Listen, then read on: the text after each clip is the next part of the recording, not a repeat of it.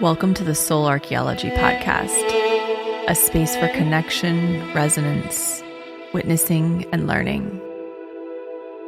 Together we'll harvest medicine from the spiral of life, sharing conversations with other embodied humans who have navigated their own initiations and found alignment with their true soul essence. With weekly astrology, energy updates, embodied conversation, and channeled teachings, this is a space for you to land and find resonance with the spiral of your own soul.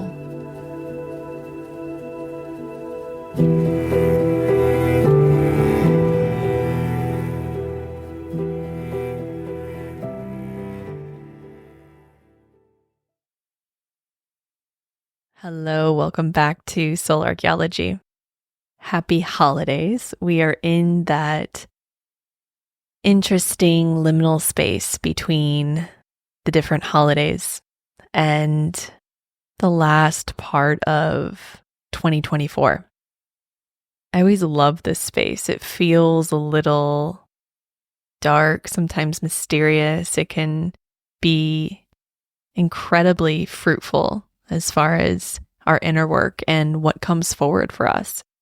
As I talked about last week, holidays can bring forward so much material for all of us because it pings our subconscious. Anniversaries, holidays, it activates all of the different points along your timeline where you experience that holiday or that event, that anniversary. It's also just a time of being around a lot of people you might not be around as often. It pulls us out of our normal routine or normal structures, the things that we do to stay sane and happy and resourced in our lives. It changes up systems, routines, and it can definitely bring a lot of material to the surface within this space. We are oftentimes around family or not around family, and both of those scenarios can be activating in their own ways. So these spaces, this time around the holidays, when we have moments of quiet and reflection, can be incredibly fruitful. Points of reflection, points of clarity and visibility. We oftentimes have time off from our normal crazy schedules. Work is often slower. And this isn't the case for everyone, of course, but there's kind of this sort of general energy around this time of year. If you have children, they're home from school, their routines are different. So it provides us this opportunity to see things from a new perspective. I always feel that when we shift our routines and schedules, either through travel or when something occurs within our lives that forces us to do that, it gives us an opportunity to zoom out and view our lives in a new way. A new vantage point, a new perspective. We can see things and how we're operating by default, sometimes more clearly. This is a time of reflection. Since we are still in the Yule portal, we're still in the energy of the winter solstice. We have just begun to integrate more light on the planet, on the northern hemisphere, but it's still dark. It's quiet. We have time to slow and reflect. Our evenings are longer. There's so much material that's available. And like I discussed in the last episode, there's also a lot of tense and tight, choppy, gritty astrological energy too, helping this to come to the surface, bringing up the material so we can sit with it, be with it, reflect, bring it into these dark spaces within us. Sometimes I feel that because it's darker, because the nights are longer, the evenings are longer, there's more energy that supports us in going inward. That I feel that it's easier to access my own shadow, my own dark spaces within myself. So this is that time of wintering, For those of us in the Northern Hemisphere, it's a time to deepen into our soil, to take a look at what's there, what nutrients are missing, what we can continue to compost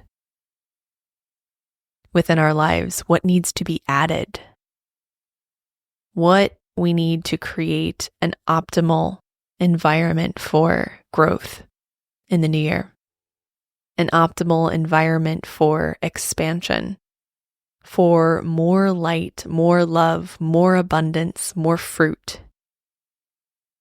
The wintering process is essential. It's a time of hibernation, of regaining strength, of recharging, but also reworking, rewiring, remothering, reparenting. It's not necessarily a time to effort, to push, to grow, to expand, but to listen, to create intimacy with all of the tiny little voices within your own self. And we are this week, the day this episode comes out actually, on the 30th, we are headed into a new moon in Capricorn. And I always find this new moon so interesting because Capricorn is such a mobilized energy. It's a cardinal earth sign, so it wants to take the steps, it wants to move, it wants to create.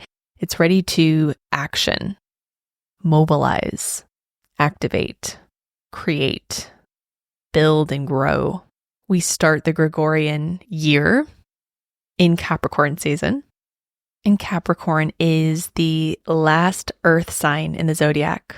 It's the 10th sign, it's the 10th house. It's ruled by Saturn. And it represents our journey of mastery, maturation, and the development of authentic authority, self-responsibility, and self-trust. Capricorn is the sea goat. So it really builds a bridge between the material plane and the spiritual plane, the water and the mountain. Its sole purpose is to build structures on the physical plane that really support our evolution. It's here to master the material plane as a spiritual practice, transforming karmic patterns into conscious authority. Saturn is the lord of karma. Capricorn is its vehicle for transformation, for growth, for transmuting karma. It also helps us create sustainable foundations for growth, bridging earth and spirit through devotion, ritual, practice. I always feel that Capricorn energy can be some of the most powerful when it is mastered, and some of the most destructive when it is not. And of course, that's the case with all of the different signs. They have their light and shadow aspects, but when Capricorn is in its shadow, it can be so self-destructive, so self-critical. It can get caught in the loops and the patterns of victim consciousness, helplessness.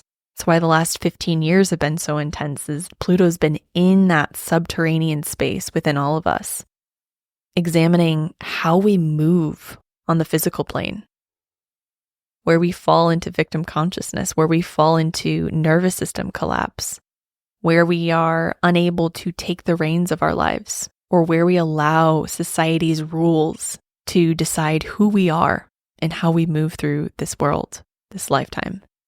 One of the biggest pieces of Capricorn's evolutionary journey is learning how to move from external validation to inner authority.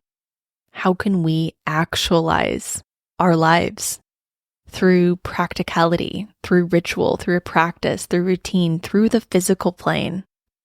I always feel that Capricorn energy has the ability to manifest in a way that is so potent and powerful if it's in its light, high frequency.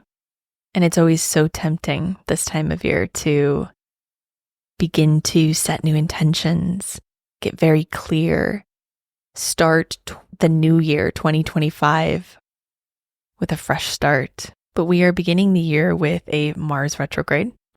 We are in the wintering months.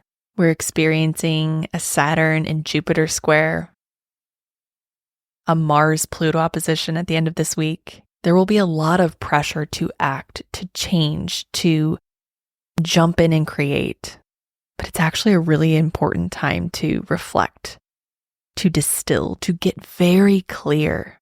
The last few months, we've been in a heavy retrograde energy. We had Mercury retrograde. We've been in Chiron retrograde, Jupiter retrograde. This new moon in Capricorn, it's the second new moon of December. We started December. It was actually, for those of us on Pacific time, it was November 30th. But for those on other timelines, it was December 1st. We had a new moon in Sagittarius. Now on December 30th, we end this year, we end this month with a new moon in Capricorn. The new moon in Sagittarius was a bit conflicting. There was a lot of information, a lot of data. There was lack of clarity. We were in a Mercury retrograde. We were in a Mars retrograde. It wasn't clear. We were very much in the underworld of those inner planets. Now we still have Mars retrograde, but Mercury is out of its shadow. It's moving in a direction that can provide some clarity for us. Chiron just went direct on December 29th as well, providing some clarity around what we need to do to move forward more embodied, more confident, more in our power, less tethered and tied to our wounding, and more in our purpose, our confidence and our power. On the other side of that Mercury retrograde, on the other side of this Sagittarian energy, we're landing in Capricorn, where we can start to make plans. We can begin to bring some of this clarity forward. As we know, when a planet moves out of its retrograde and out of its shadow, it emerges from the underworld, bearing gifts, bearing fruit. What realizations have come forward for you over the last few weeks? What data and information is helpful for you to start making plans, making decisions? We are not out of Mars retrograde until the end of February, and really, honestly, until early May. And I'm telling everyone, move slowly. Tend to what you have control over right now. Tend to your garden, tend to your inner landscape. Turn inward and work on what you need to in order to create a powerful, dynamic Q2 of 2025. But don't push anything right now. This time is bringing up our desire for freedom, but also our limitations. With Jupiter Saturn Square, it's showing us where we're limited, our own self-imposed limitations, our limiting beliefs, where we feel stuck within our lives. Mars opposing Pluto on January 3rd is adding fire to that feeling, that tension, that inner turmoil. So with Saturn ruling this new moon in Capricorn, it's helping us access self-responsibility, structure, discipline within our lives. It might reveal where we need more of a container to grow within, where we need more discipline, self-responsibility, where we can take ownership of our lives, take the reins of our lives. And that starts very small. That starts in the actionable choices that we make every day that build on one another and create our reality. The goal of Capricorn is to cultivate a strong inner authority, sense of self, and to really accept full, radical responsibility for our lives, activating our inner power while staying open and connected, intimate with self and with the world. Because Capricorn is ruled by Saturn, the Lord of Karma, it teaches us that the choices we make build and shape and form our reality. It shows us that in order to mature, to ripen, to grow, is self-responsibility, self-trust, inner resourcing, developing a sense of self outside of external validation, external acceptance. The shadow aspects of Capricorn are victim consciousness, feeling that we must default to others for love, acceptance, validation, direction, purpose, feeling out of our power, helpless, like we can't activate the change we need within our lives. self-judgment, avoiding authority or defaulting to authority, a fear of loss of control, rigidity, getting stuck in the loops. That's why I say that Capricorn can be its own worst enemy. It's always sort of riding that line between creating boundaries or walls, because it has a desire to create practical systems, steps, routines, integrating discipline. It has that masculine energy of Saturn that's trying to create or build a plan or a pathway that can also become a prison. Those boundaries or those systems or those pathways can also become boxes. And that's the shadow of Capricorn, is that it can box itself in. It can feel limited. It can feel stuck. It can start to loop through the mental programs and patterns. Where are you doing that within your life? Where are you limiting self? Where are you buying into the limiting beliefs? Where are you avoiding discipline, avoiding structure, avoiding something that you know is essential to your growth and your evolution in 2025? What can you integrate or incorporate into your day to build inner confidence, inner authority? I always say that confidence is built step by step. It's built by showing up every single day for your inner parts, showing them that you're trustworthy, showing them that you do what you say you're going to do. Building inner authority is more about creating intimacy with your many different parts and showing up for what you know feels right, developing a strong sense of your higher self, a strong sense of your adult self, and letting that guide more often than your wounded parts, than your fears. This time, because it's slow, it's inward, it is reflective. It's an opportunity to notice where your fear is running the show, where your wounds are running the show. With Chiron going direct, it's providing a bounty of information as it emerges from the underworld, where our wounding lies, where we feel out of our power, where we make excuses in our lives. And it's not necessarily the time to jump in the driver's seat and to begin to implement all of these new dreams and aspirations for 2025, but to simply simplify, to distill things down to small, actionable items you can do every day to build more confidence, more trust in your inner self, your inner authority. We know growing up with parents, if a parent was telling you to do something, but they weren't doing it themselves, you probably started to develop a lack of trust in that person. It's the same thing with our own inner parents, our own inner authority. When we think that we need to do something, but we continue to not do that and not show up for ourselves in the way we need to, it erodes our self-trust. We begin to experience a loss of confidence, a loss of intimacy with self, a loss of connection to self. And so this moon is going to ask you, where are you abandoning self? Where are you afraid to implement and integrate the things into your life that you truly need to create safety, structure, and confidence? We're building the foundations for a strong year. We are our own liberators. Are we channeling our full potential? Shadow Capricorn can feel limited, stuck, helpless, powerless, incapable.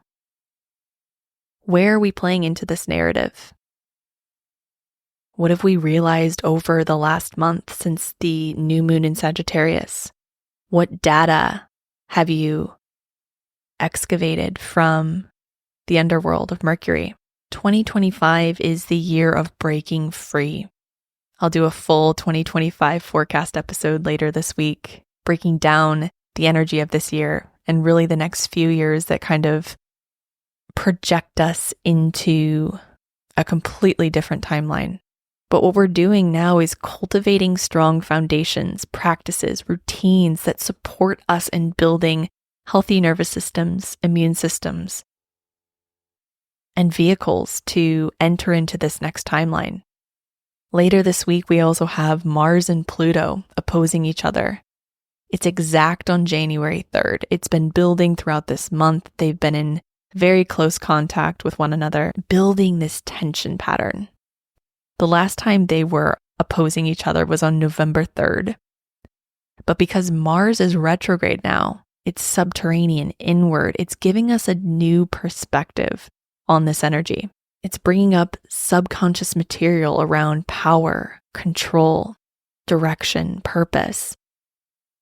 It's showing us where we fall into patterns of collapse, dysfunction, anger, resentment, where we let our wounds run the show rather than our higher self, where we need more free will, more drive, more passion, where we're pulling from, the ego, the wounding, or the higher self, the heart. It's also revealing hidden power dynamics, internally and externally, where we're not taking the reins of our lives, where we're giving our power away to others or to patterns, to substances. This is a time of reflection to really rewire the operating system that drives us. It's maybe not the time to act, even though this Mars and Pluto opposition will want us to, but it's really a time to get very clear, to reflect on the last year, the last time we had a new moon in Capricorn on January 11th of 2024, to sort our priorities and to really take inventory. What do we truly desire? And do our actions align with it? Do your rituals, routines, practices support where you'd like to be? Or do they support old patterns, old behaviors, old narratives and stories? How can you create new ones that align with a new frequency, a new timeline? What are we doing with the new information coming through this Mercury retrograde, this Chiron retrograde? Although we're still in Mars retrograde for a little while now, we do have places and spaces within our lives where we can take action. We can implement new things. And it comes down to very simple, practical steps and tools. Maybe it's a new morning routine that adjusts with the season. Maybe you need something now that you didn't need before. Simplicity is really the key. Distilling things down to the present moment, to the tools and resources you can utilize in your daily life that build a new reality step by step. This new moon is a time of reflection. Of course, it's starting a new lunar cycle, but it's also ending a lunar cycle. It's that middle point between endings and beginnings. So it's a time of pause and reflection. It's an exhale for your nervous system. It's an incredibly powerful time to reset the energy. Choose differently. To go in and rewire your operating system so that your perspective can shift. I will be doing a full 2025 forecast later this week, so be on the lookout for that. And the card I pulled today is the Wolf card. Wolf. I always say wolf weird. So it's wolf. And it's all about awakening your wildness. Wolf is a maternal ancestor from a loyal breed. Her unapologetic wildness is a result of always being tuned into the subtle understanding of her instinctual impulse to survive. She is unimpeded by external forces. She trusts her own sharp temperament and mind and is inspired by the ritualistic aspect of the hunt. Wolf guides you to awaken your wildness. It is time to unblock your whole, imitable, and untamed self. Immerse your body in water. Let it dry in the sunshine. Engage in conversation with loved ones. Harmonize in song, stargaze, dance. Welcome new ideas. What you lose in productivity will make up for in the revival of dormant instincts that will guide you to make efficient, powerful choices. Nurture what your ancestral ancestral guides have instilled in you, and trust the process. A journey into your free, authentic life self awaits. When it's balanced, you are keen, wise, and purposeful. When it's imbalanced, you feel blocked and you feel like your instinct and intuition is muted. To bring into balance, become a witness to the relationship between your conscious and subconscious mind. Cultivate the relationship between your mind, body, and spirit. This feels very appropriate because there is this inner authority, this inner trust, this instinctual trust that wolves carry. And that's so much of what we're trying to cultivate in this next chapter and in the here and now. I would love to hear how this episode lands for you, what you're experiencing and navigating in this time. So much material is coming up with these squares, oppositions. It's always about how can we return to our own inner compass, our inner self that knows what we need, can access our higher perspective, the eagle's eye perspective, the higher heart, taking full ownership for our participation in the patterns within our lives and start to build new ones. This is a great opportunity to build new, very, very simple, practical, daily systems, rituals, and routines that support the new frequency we're embodying in this new year. So take the pressure off to set all of these 2025 intentions and instead focus on building new rituals and routines and practices that encourage new choices. Get into some of this wiring. Deepen into some subconscious work, into some somatic work that can get you into the layers that access your operating system and start to build new ways and new patterns from there. I am so grateful for all of you. This has been such a revolutionary year for me personally and for this podcast, and I'm just forever grateful for your presence, your participation, showing up, sharing. All of it means so much to me. I'll do a little reflection on 2024 in the next episode, but I just wanted to drop that here. My appreciation and amazement for how much has shifted this year. I'm sending you so much love as you navigate this liminal space, this powerful new moon. Give yourself some compassion, some grace. Move slowly. Notice the mental patterns coming forward. And let love be your guide. Sending so much love to all of you.